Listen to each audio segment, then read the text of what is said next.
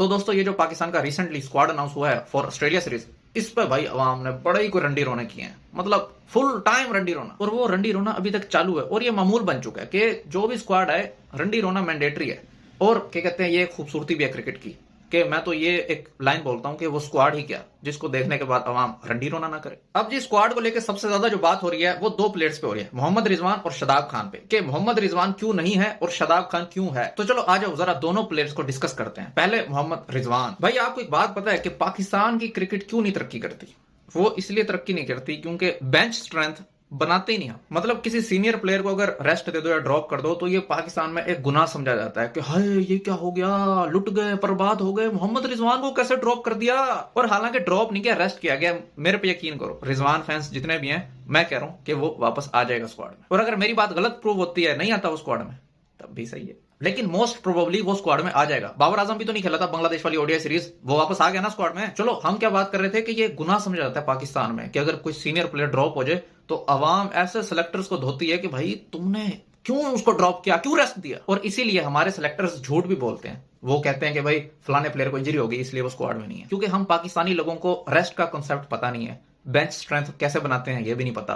तो भाई फिर अवाम को मतलब लॉलीपॉप देने के लिए कहना पड़ता है कि भाई वो इंजर्ड हो गया। भाई पाकिस्तान में कोई ढंग का बैकअप विकेट कीपर ओडीआई में है ही नहीं। अब पाकिस्तान इंडिया में 2023 का वर्ल्ड कप खेलने गया था तो 15 मेंबर स्क्वाड आप देख लो, सिर्फ रिजवान था विकेट कीपर, उसमें दूसरा विकेट कीपर ही कोई नहीं था स्क्वाड में, पूरे प्लेइंग 11 में नहीं स्क्वाड में। और भी ऐसे बहुत से टूर्नामेंट्स हैं यार। एक दफा क्या कहते हैं, वो इंजमामुल हक हमारे सेलेक्टर थे, तो उससे रिपोर्टर ने सवाल किया कि भाई अगर हमारे कीपर को बुखार हो गया तो विकेट कीपिंग कौन करेगा? तो इंजमाम कहता है हम बुखार इसे होने नहीं देंगे, हम इसका बहुत ख्याल रखेंगे। तो भाई अगर रिजवान को बिठा दिया, ड्रॉप कर दिया, रेस्ट कर दिया, तो क्या गलती कर दी सिलेक्टर्स ने। और पिछले 2 साल में आप रिजवान के मतलब स्टैट्स उठा के देख लो, ओडीआई में मिडिल ऑर्डर में बैटिंग करना तो स्ट्राइक रेट्स का 70-75 से ऊपर जाता नहीं। मतलब पिछले 2 साल में 4 प्लेयर्स ने 500 रन किए पाकिस्तान की तरफ से, उन 4 में रिजवान का स्ट्राइक रेट सबसे नीचे है। मतलब बाकी टीम्स में देखो जहां पे डेरिल मिचेल खेलता है मिडिल ऑर्डर में, श्रेयस अय्यर खेलता है और हमारे रिजवान खेलता है। वो इंडिया वाला मैच भूल गए 2025 चैंपियंस ट्रॉफी का, भाई 77 बॉले खेल के गया 60 के स्ट्राइक रेट से यार, 46 रन किए सिर्फ 77 बॉलों में, 50 भी नहीं कर सका अपना। और कोई इतना कोलैप्स का प्रेशर भी नहीं था भाई, 150 पे सिर्फ 2 आउट थे, तीसरी विकेट इसकी गिरी है। लेकिन चलो हम इमेजिन कर लेते हैं इसकी परफॉर्मेंसेस बहुत बेहतर होती, मतलब पिछले 2 साल में पाकिस्तान के लिए 25 सेंचुरियां रिजवान की हैं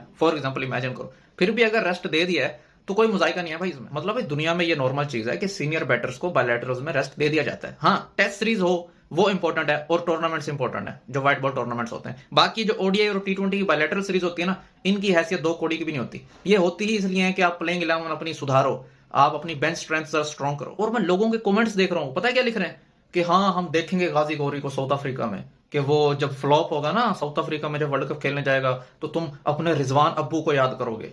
अबे भाई ये स्क्वाड ऑस्ट्रेलिया वाली सीरीज का अनाउंस हुआ है, वर्ल्ड कप अभी 1.5 साल बाद है, अभी पता नहीं कितनी सीरीज खेलनी है पाकिस्तान है, जिम्बाब्वे से भी ओडीआई सीरीज अभी खेलनी है शायद अगले महीने या जुलाई में। वर्ल्ड कप अक्टूबर 2027 में है भाई, और अभी मई 2026 चल रहा है। चलो ये रिजवान का केस हो गया, अब आते हैं शादाब खान पे। शादाब खान पे ये रंडी रोना हो रहा है, ये कैसे सिलेक्ट हो गया भाई, ये बिल्कुल सही रंडी रोना हो रहा है यार। शादाब खान कहां से आ गया, हम तो भूल चुके थे उसे ओडीआई में। आखिरी ओडीआई मैच शादाब खान ने पता कब खेला था? 2023 वर्ल्ड कप में। 2023 वर्ल्ड कप 2026 चल रहा है, ये शादाब खान कहां से आ गया? और मैं तो ये भी कहता हूं कि शादाब खान ने 2023 वर्ल्ड कप भी क्यों खेला भाई? भाई शादाब खान की ओडीआई में पाकिस्तान के लिए अचीवमेंट ही क्या है? 2017 से खेल रहा है, 2016-17 से, और एक अचीवमेंट है इसकी वाहिद, किसने कोहली का कैच पकड़ लिया था 2017 की चैंपियंस ट्रॉफी में। और कुछ लोग ये भी कहते हैं कि भाई एक अचीवमेंट ये भी है कि युवराज सिंह को एलबीडब्ल्यू कर दिया था, लेकिन नहीं, वो मतलब मैच ऑलरेडी ओवर हो चुका था, तो वो आउट करना मैं अचीवमेंट नहीं मानता। हाँ कोहली का कैच पकड़ लिया था, ये एक अचीवमेंट है। बाकी भाई शादाब खान ने ओडीआई में पाकिस्तान के लिए कुछ भी नहीं किया। हाँ ये कह लो कि 2019 वर्ल्ड कप में जैसन रॉय की विकेट ले ली थी इंग्लैंड के अगेंस्ट, और न्यूजीलैंड के अगेंस्ट विलियमसन को आउट कर दिया था। और क्या है भाई। हाँ टी20 फॉर्मेट में मैं शादाब खान को डिफेंड भी करता हूँ कि यार ओवर हेटेड प्लेयर है टी20 फॉर्मेट में, कि भाई इसकी बहुत परफॉर्मेंसेज हैं पाकिस्तान के लिए वर्ल्ड कप्स में। अब एक आध टूर्नामेंट अगर इसका सही नहीं गया तो अब ये मत कहो कि इसने परफॉर्म ही नहीं किया पाकिस्तान के लिए कहीं पे भी। लेकिन वनडे में यार शादाब खान इन बिग 2026 इससे कई गुना बेहतर खुशदिल शाह है, क्योंकि वो बॉलिंग भी कराता है। जैसी बॉलिंग शादाब करता है खुशदिल शाह भी कर ही लेगा, सही है।